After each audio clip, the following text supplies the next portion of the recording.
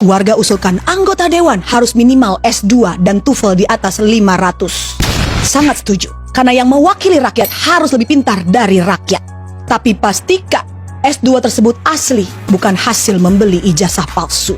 Jangan ada lagi anggota parlemen yang hanya lulusan SMA, sedangkan di perusahaan swasta yang memberikan gaji UMR tanpa tunjangan mega bintang, mengharuskan setiap pelamarnya minimal S1. Anggota parlemen juga harus memberikan SKCK yang menjelaskan kalau mereka bukan bekas koruptor, narapidana, atau apapun yang bersangkutan dengan hukum. SKCK hal yang sangat biasa, bahkan untuk melamar pekerjaan yang bergaji UMR pun diperlukan SKCK.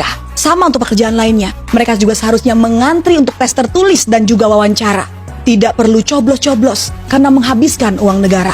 Seharusnya dibuat kontes besar yang disiarkan seluruh stasiun TV Indonesia seperti ajang Indonesian Idol atau Indonesia's Got Talent. Mereka yang terpilih dari tahap seleksi akan maju ke babak berikutnya, ditonton oleh seluruh rakyat Indonesia, memaparkan visi dan misi mereka, dan rakyat akan memilih melalui voting SMS. Lebih efektif dan efisien dibandingkan harus mengeluarkan dana kampanye. Tidak perlu mencetak kaos, baliho, pasang spanduk, dan juga mengeluarkan amplop-amplop serangan fajar. Dana pemilu yang sangat besar dan bernominal fantastis bisa menjadi buah simalakama bagi para calon legislatif. Jika mereka salah logika, dana kampanye bisa mereka anggap sebagai dana investasi untuk pekerjaan yang akan mereka dapatkan. Akhirnya ketika mendapatkan pekerjaan tersebut, alih-alih menyuarakan aspirasi rakyat, mereka malah mengganyang uang rakyat. Sama seperti orang mencari kerja kebanyakan untuk menyandang status yang sangat prestigious. Mereka harus berpenampilan menarik, good looking, IPK minimal 2,75. Mereka harus bisa Microsoft Office dan Canva untuk membuat presentasi. Mereka juga harus pandai berpublic speaking agar di depan pers tidak mengatakan rakyat tolol sedunia.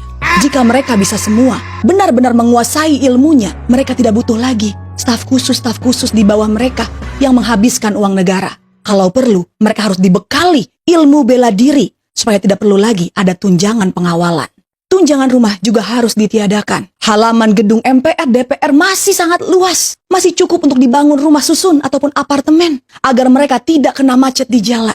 Dari apartemen di halaman DPR MPR, mereka bisa turun jalan kaki dan menyehatkan badan. Tidak perlu rapat di hotel-hotel bintang 5. Karena kembali lagi, semua itu menghabiskan uang negara. Jika akses ke DPR tinggal berjalan kaki, mereka tidak perlu lagi pengawalan khusus ninu-ninu, tetot-tetot. Karena sesungguhnya hanya ambulans dan damkar yang berhak dapat perlakuan istimewa di jalan.